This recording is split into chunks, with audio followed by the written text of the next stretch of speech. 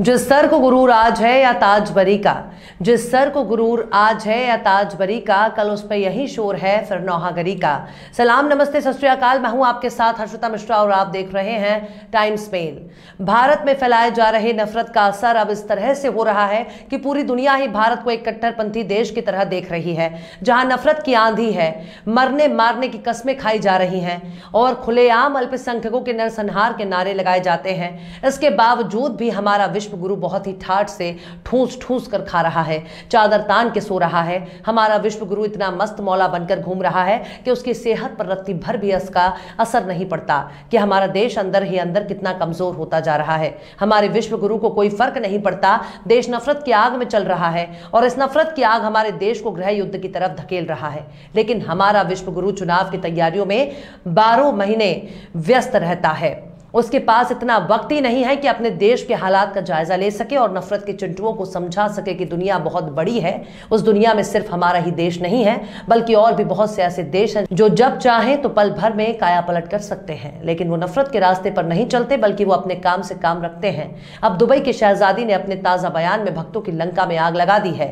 यहां तक कि दुबई की शहजादी ने इशारों में भारत की नरेंद्र मोदी सरकार को भी इस बात की चेतावनी दे दी है कि माइनस में जा रही अर्थव्यवस्था को भी अगर किसी ने थोड़ा बहुत कंधा देकर संभाला हुआ है, वही है मुस्लिम देश हैं। जिन मुस्लिमों का भारत के अंदर विरोध हो रहा है, कभी हिजाब के नाम पर मुस्लिमों का विरोध हो रहा है, तो कभी मुस्लिम दुकानदारों की हलाल इकोनॉमी की वजह से विरोध हो रहा है, तो कभी हलाल गोश्त की वजह से मुस्लिम समुदाय को विरोध का सामना करना पड़ रहा है। ये कितने शर्म की बात है कि अब दूसरे देश भी भारत को आईना दिखा रहे हैं, जबकि संघ और उसके पुरोधाओं ने 90 साल से केवल भारत को विश्व गुरु बनाने के सपने देख रहे हैं। हमारे प्रधानमंत्री भी भारत को विश्व गुरु बनाना चाहते हैं, एक ऐसा विश्व गुरु जिससे दुनिया को कुछ ना कुछ सीखने को मिलता है। लेकिन अफसोस कि हमारे मोदी जी के पास दुनिया को सिखाने के लिए फिलहाल तो कुछ भी नहीं है, सिवाय नफरत के, जिसको लेने के लिए कोई भी तैयार नहीं है। क्योंकि नफरत वो आग है जो केवल नुकसान करती है, इस आग से कोई भी फायदा नहीं होता। नफरत पुरोधाओं से यह बात समझनी चाहिए कि जिस हलाल इकोनॉमी का वो लोग विरोध कर रहे हैं, वही हलाल इकोनॉमी ही ईमानदार और जायज कमाई है, जिसमें सूद ब्याज नहीं है। हलाल की कमाई में हराम की दौलत शामिल नहीं होती है। ऐसी ही अर्थव्यवस्था का विरोध संघ की तरफ से किया जा रहा है। पूरी दुनिया में हलाल गोश्त को सप्लाई करने वाली भारत की ही कंपनियां हैं, लेकिन धर्म के आधार पर भारतीय कंपनियों का कोई भी विरोध नहीं करता। यानी कि विदेशियों की सोच हम भारतीयों के लाख गुना बेहतर है। इसके बावजूद भी अगर हम ये सोचते हैं कि हम किसी के लिए विश्व गुरु बन जाएंगे, तो शायद हम अपना मजाक बना रहे हैं। हलाल गोश्त के विरोध का ठेका संघियों ने अपने कंधे पर उठा लिया, लेकिन ये नहीं बता रहे कि आखिर हिंदू धर्म में मांस खाना कहां बताया गया। ये भी नहीं बता रहे कि हिंदू धर्म में हलाल और झटका के बारे में कहां बताया गया। हम ये भी नहीं बता रहे कि आखिर मुस्लिम देशों से आने वाले तेल का विरोध क्यों नहीं करते, डीजल, पेट्रोल और पेट्रोलियम गैस का विरोध क्यों नहीं करते, जबकि वो भी मुसलमानों की वजह से ही आ रहा है। अब विदेशी ही हमको समझा रहे हैं कि वो हम पर कितना बड़ा एहसान कर रहे हैं। आखिर क्यों भारत को मुस्लिम देश दिखा रहे हैं नैतिकता का पाठ? आखिर क्यों भारत के सामने विश्व गुरु बनते जा रहे हैं मुस्लिम देश? आखिर क्यों मुस्लिम देश भारत पर जता रहे हैं अपना बड़ा एहसान? आखिर क्यों मुस्लिम देश मोदी को दिखा रहे हैं आईना? आखिर क्यों मुस्लिम देश भारत को दे रहे हैं खामोश तरीके से धमकी? आखिर क्यों भाजपा पूरी दुनिया में कर रही है भारत को बदनाम? आखिर क्यों मुस्लिम देश मोदी को दिखा रहे हैं लाल आंख? बताएंगे आपको और भी बहुत कुछ। लेकिन आप अगर हमारे चैनल पर नए हैं और पहली बार हमारी वीडियो को देख रहे हैं, तो आप हमारे चैनल टाइम्स मेल को सब्सक्राइब कर लें, वीडियो को लाइक कर दें और बेल आइकन का नोटिफिकेशन बटन भी प्रेस कर दें, ताकि बिना देरी हमारी हर खबर आपको मिलती रहे। लौटते हैं आप खबर की तरफ। कर्नाटक के हिजाब से लेकर मुस्लिम दुकानदारों के विरोध और हलाल मांस बेचने के नाम पर जिस तरीके से नाटक देखने को मिल रहा है, उसने भारत में बढ़ती जा रही नफरत को पूरी दुनिया के सामने बेपर्दा कर दिया है। हरियाणा के गुरुग्राम में नमाज पढ़ने के दौरान हो रहे विरोध के बाद तो ये चीजें शीशे की तरह साफ हो जाती हैं कि भारतीय जनता पार्टी जहां जहां अपनी सरकार कायम रखना चाहती है, वहां वहां नफरत को फैलाने के लिए हर मुमकिन कोशिश कर रही है। मुस्लिमों के नरसंहार की अपील ने सारे हद ही पार कर दी, जो संघ और उससे जुड़े संगठनों को उस लिस्ट में शामिल कर रही है जिसे दुनिया चरमपंथ के नजरिए से देखती है। लेकिन यूएई इस मामले को बहुत ही गंभीरता से देख रहा है। दुबई की शहजादी ने ट्विटर पर एक बयान जारी किया है जो संघ के कच्छेधारियों के लिए बहुत ही घातक है, क्योंकि दुबई की शहजादी का बयान सिर्फ एक बयान ही नहीं है बल्कि भारत पर किए जा रहे अपने एहसानों को जता रही है। दुबई की शहजादी ने ट्वीट करके कहा है कि भारत को हर साल $87 बिलियन हासिल होता है और इसका आधा सिर्फ 5 देशों से आता है, जिनमें UAE, Saudi Arabia, Kuwait, Qatar और ओमान जैसे देश शामिल हैं। दुबई की शहजादी इस बात को बता रही हैं कि दुनिया भर से भारत को $87 बिलियन हासिल होता है, लेकिन इसका आधा केवल 5 मुस्लिम देशों से आता है।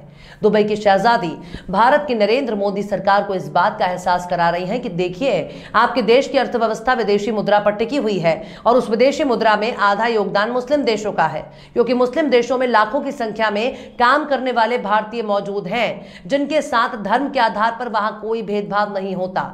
उनको एक मोटी पगार भी दी जाती है जो भारत के लिए अर्थव्यवस्था का आधार है। इस बात को भी बता रही है कि अगर भारत इसी तरह से मुस्लिम और इस्लाम का विरोध करेगा तो भारत का इससे बहुत बड़ा नुकसान होगा, क्योंकि भारत धर्म के आधार पर अगर हर किसी से भेदभाव करने लगेगा तो पूरी दुनिया से कटकर अलग हो जाएगा, जिसे ना देखने वाला कोई होगा और ना ही पहचानने वाला, क्योंकि किसी भी देश का वजूद तब तक कायम होता है जब तक वो दूसरों से व्यापार और कारोबार करता रहता है, वरना वो देश कंगाली के कगार पर पहुंच जाएगा। कुछ ऐसा ही इस वक्त बताने की कोशिश हो रही है, लेकिन अंधभक्तों को बिल्कुल भी समझ नहीं आ रहा कि भारत इस दुनिया में कोई अकेला देश नहीं है, बल्कि भारत के अलावा भी और भी कई ऐसे देश हैं जिनके साथ मिलजुल कर काम करने से ही किसी भी देश की तरक्की होगी। और तरक्की किसी एक व्यक्ति की नहीं होती, बल्कि तरक्की और हर नागरिक की होती है जो देश को आगे बढ़ाने में अपना योगदान देता है।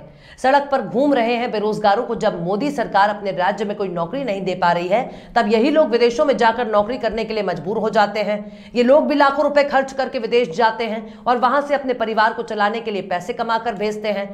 चंद किलो अनाज देकर जब भारतीय जनता पार्टी पूरे देश के लोगों पर इतना बड़ा एहसान कर रही है, तो फिर जो मुस्लिम देश लाखों लोगों को नौकरी देकर करोड़ों परिवारों की रोजी रोटी चला रहे हैं, तो अगर वो एहसान जता रहे हैं तो इसे कैसे गलत कहा जा सकता है। संघ और उसके नेता भारत को हिंदू राष्ट्र बनाने की लगातार मांग कर रहे हैं, लेकिन अगर भारत को हिंदू राष्ट्र बना दिया जाएगा तो फिर हिंदू राष्ट्र वाले भारत में मुसलमानों और अल्पसंख्यकों का क्या योगदान रहेगा। अगर भारत हिंदू राष्ट्र बन जाएगा तो फिर मुस्लिम देशों को भेजे जाने वाला हलाल मीट का क्या होगा। मुस्लिम देश हिंदू राष्ट्र से गोश्त लेना पसंद करेंगे या फिर एक हिंदू राष्ट्र मुस्लिम देशों को हलाल गोश्त देने के लिए तैयार होगा या नहीं। अभी उत्तर प्रदेश में ही वेज बिरयानी बेच रहे एक मुस्लिम शख्स के ठेले को पलट दिया जाता है। गाजियाबाद में नवरात्र के नाम पर मांस मछली की दुकानों को बंद करने का आदेश दिया जाता है, लेकिन बाद में उसे वापस ले लिया जाता है। वहीं दिल्ली में भी मांस मछली की दुकानों को बंद करने का आदेश दिया गया, लेकिन क्या रमजान के मौके पर शराब की दुकानों को बंद किया जा सकता है? क्या जबरदस्ती अपनी बात मनवाने के लिए दूसरों पर कोई दावा ठोका जा सकता है?